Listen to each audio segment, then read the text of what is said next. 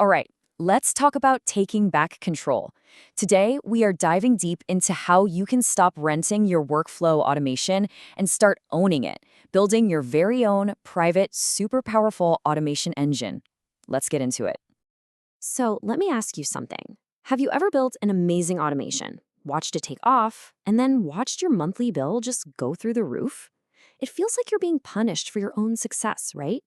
Well, that's the classic paper task model that most cloud platforms run on. And yeah, this quote from a host advice review just nails it. This is about a huge shift in thinking, moving from just borrowing your tools to actually owning the whole setup from top to bottom. This leads us right into what I like to call the automation trap. And it's really built on two big problems. First, you've got those costs that just keep climbing the more successful you are.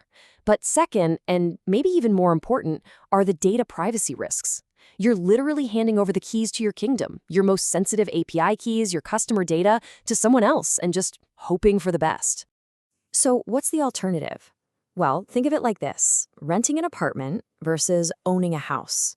Sure, renting is easy to start, but you're stuck with the landlord's rules, and your rent can go up anytime. Owning your own house, that's freedom. That's control. That's long-term value.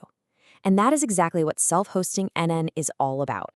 So what does self-hosting even mean? It's actually pretty simple. You're just running the open source n8n software on your own server, a private little space on the internet. And doing that puts you completely in the driver's seat. You control everything: your data, your costs, and every single feature. And hey, don't just take my word for it. The results people are seeing are, well, they're kind of wild. Like this n8n user, Francois, who said a project that would have taken him 3 days to code was done in 2 hours. That's the kind of power we're talking about here. Okay, so let's get into the good stuff. What's the real payoff? What are the 3 biggest advantages, the big wins you get when you make this switch? It really all boils down to these 3 key areas where self-hosting just completely changes the game. Insane cost savings, actual data privacy, and basically limitless customization. Let's break each of those down. Okay, look at this, because this is huge. With a self-hosted setup, you pay one flat, predictable fee for your server every month. That's it. It doesn't matter if you run 1,000 automations or 1,000,000. The cost stays the same. You totally break that link between how much you use it and how much you pay. Second, let's talk privacy. When you self-host, your stuff stays your stuff. Your API keys, your customer lists, all your business logic, it never, ever leaves your server. This makes things like GDPR or HIPAA compliance so much easier because you know exactly where your data is and who can touch it. And this is where it gets really fun: customization. Because n8n is open source, you can bend it and shape it to do whatever you want.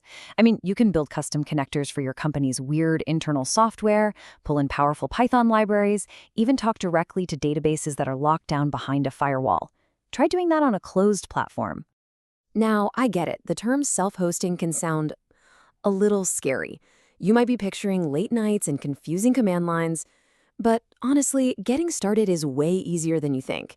And there are really 2 main ways to go about it. Pass number 1 is the easy button. Seriously. Providers like Contabo have these one-click installs. You literally just pick n8n from a menu when you order a server, you pick a password, and that's it. In less than half an hour, you've got your own n8n instance totally set up and ready to go. No code, no fuss.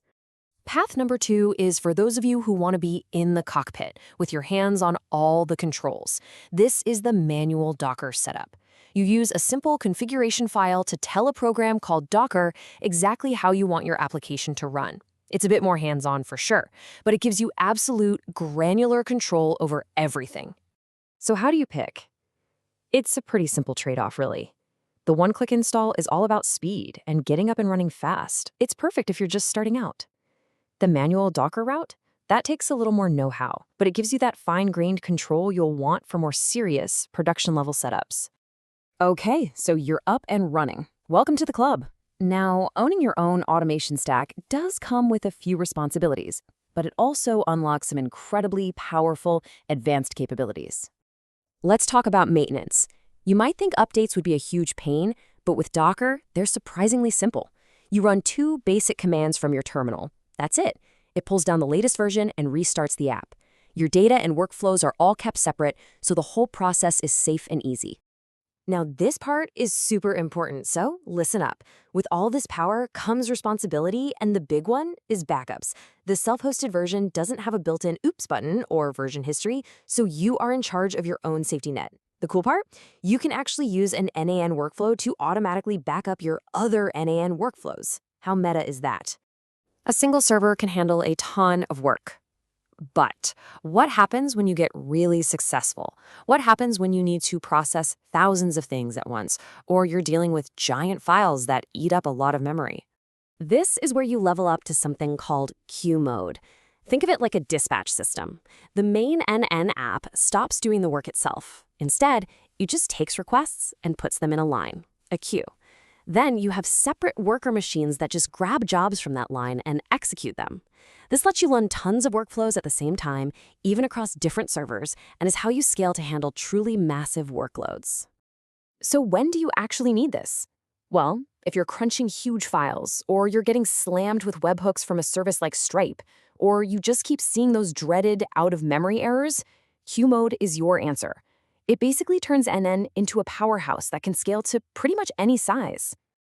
So we've covered a ton of ground here, right? From the simple setup to scaling up to the big leagues, and it all comes back to this one central choice you have to make: control or convenience.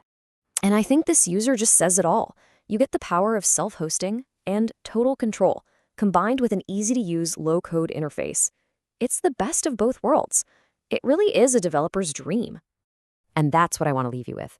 This whole thing, it's about more than just saving a few bucks. It's a strategic decision. It's about who controls the automated systems that make your business run. So the question for you is, are you going to keep renting that critical piece of your company? Or are you ready to own it?